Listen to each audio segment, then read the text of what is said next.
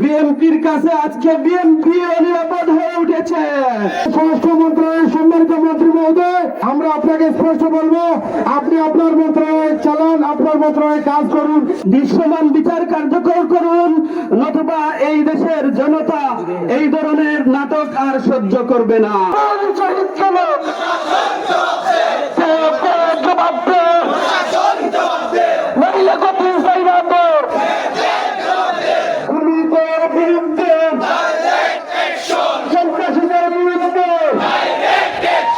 নতুন বাংলাদেশ চেয়েছিলাম, যেখানে শিশুরা নিরাপত্তা পাবে, নারীরা নিরাপত্তা পাবে, সব ধরনের মানুষ নিরাপত্তা পাবে। তাদের মধ্যেই তারা মধ্যযুগীয় বর্বরতাকে লালন করছে।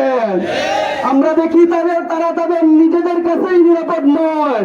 আমাদের মহানগর বিএনপির সভাপতিকে দেখলাম আরেকজন বিএনপির নেতা দ্বারা ছিনতাইয়ের শিকার হয়েছেন। একটাই বিষয় ছিল নির্বাচন, যে নির্বাচন দিলে সব সমস্যার সমাধান হয়ে যাবে। নির্বাচিত সরকার আসার পরেও একের পর এক হত্যাকাণ্ড, ধর্ষণ এবং চাঁদাবাজির ঘটনাগুলো ঘটে চলছে। সেখানে শিক্ষার্থীরা নিরাপদ নেই, ব্যবসায়ীরা নিরাপদ নেই, শিশুরা ধর্ষিত হচ্ছে এবং বারবার ধর্ষিত হচ্ছে। এদের কোনো বিচারের আওতায় আনা হচ্ছে না, এদেরকে আইনের ফাঁক ফোকর দিয়ে বের করে দেওয়া হচ্ছে। এই রাষ্ট্রে সঠিকভাবে তার বিচার কার্যক্রম পরিচালনা না হওয়ায় অপরাধীরা পার পেয়ে যাওয়ার বদৌলতে যেটা দেখা যাচ্ছে যে দিন দিন অপরাধটাই বেড়ে যাচ্ছে। আমরা যদি দেখি আইন শৃঙ্খলা যে স্বরাষ্ট্র মন্ত্রণালয়ের সম্মানিত মন্ত্রী মহোদয়, উনি ওনার মন্ত্রণালয় থেকে বিভিন্ন মন্ত্রণালয়ে জ্ঞান দেন। আমরা আপনাকে স্পষ্ট বলবো, আপনি আপনার মন্ত্রণালয় চালান, আপনার মন্ত্রণালয়ে কাজ করুন এবং প্রতিটা হত্যাকাণ্ডের বিচার নিশ্চিত করুন। এইভাবে এই বাংলাদেশে বিএনপির কাছে আজকে বিএনপি নিরাপদ হয়ে উঠেছে। আমরা দেখছি ছাত্রদল ক্যাম্পাসগুলোতে সন্ত্রাসী কার্যক্রমের মাধ্যমে ইস্যুর পর ইস্যু হাজির করছে, কিন্তু সরকারের ব্যর্থতার দায় তারা স্বীকার করছে না।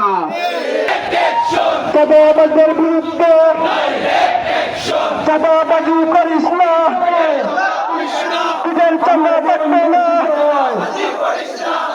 আসিয়ার দর্শনের পর এই হত্যাকাণ্ড, এরকম আরো হত্যাকাণ্ড অতীতে হয়েছিল, যেগুলোকে আমরা নাটক মঞ্চায়নের মধ্য দিয়ে সমাপ্তির ঘোষণা দেওয়া দেখেছিলাম। এই ধরনের নাটক আর করবেন না প্লিজ। আপনারা বিচারের ব্যবস্থা করুন, দৃশ্যমান বিচার কার্যকর করুন, নতুবা এই দেশের জনতা এই ধরনের নাটক আর সহ্য করবে না। আমরা দৃষ্টান্তমূলক শাস্তির জন্য আমরা জীবন দিব, লড়াই করব, তবু আমাদের বিচার চাই। আমরা 47-এ বিচার চেয়েছি, 71-এ বিচার চেয়েছি, 24-এ বিচার চেয়েছি, কিন্তু আজ পর্যন্ত আমরা বলতে চাই উই ওয়ান্ট জাস্টিস। আমরা এখনো বিচার চাচ্ছি।